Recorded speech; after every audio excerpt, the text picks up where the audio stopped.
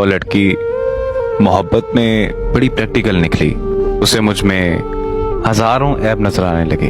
उसे लगने लगा कि उससे मोहब्बत की सिलेक्शन में गलती हो गई है।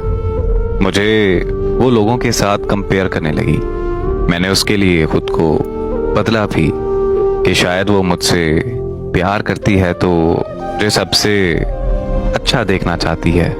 मेरे गुजरे कल की वजह से मेरे आज को भी बुरा जानने लगी, मुझ पर शक करने लगी और इल्ज़ाम लगाने लगी।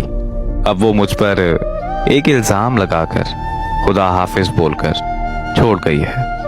अब मैं भी उसे कभी नहीं पकड़ूंगा और ना ही उसे वापस मुड़कर पुकारूंगा।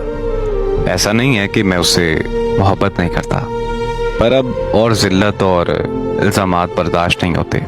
मैं उससे ये कहना चाहूँगा कि मोहब्बत एहसास और यकीन का नाम है।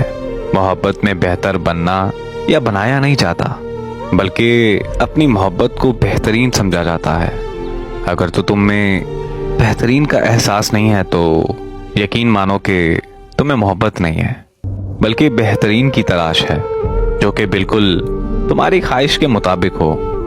मैं अब खुद ही खुद को तुम्हारे मुताबिक नहीं समझ रहा, इसलिए अब मैं तुम्हें मनाने नहीं आ रहा, क्योंकि मैं ये नहीं चाहता कि मैं तुमसे अपना हाल दिल शेयर करूं और तुम मुझ पर तरस खाकर मान जाओ। मैंने ये कभी चाहा ही नहीं कि मैं कभी तुम्हारी मजबूरी बनूं, क्योंकि मोहब्बत में कोई मजबूरी होती ही नहीं। मैं अब तुम्हारा इंतज़ार भी नहीं करूंगा, ना ही मैं तुम्हें कभी बेवफा कहूँगा। पर एक बात तुम्हें कहना चाहूँगा कि अब की बार मोहब्बत के बाद बेहतरीन की तलाश बंद कर देना, क्योंकि हर इंसान में अच्छाई और बुराई दोनों ही होती हैं और बेहतरीन सिर्फ अल्लाह की ज़ात है।